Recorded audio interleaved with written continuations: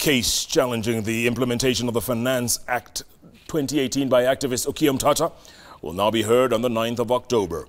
The new date, Justice Wilfrida Okwany said, is to allow the Attorney General to submit his responses to Omtata's petition. In the case, the activist is seeking a suspension of the act, arguing its implementation is a violation of the Constitution.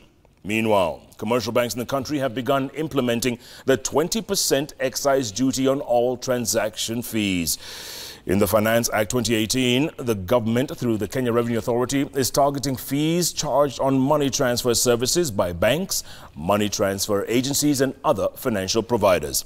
The measure, tax experts have indicated, will have a negative impact on the growth of the mobile money services, which have been critical in growing financial inclusion.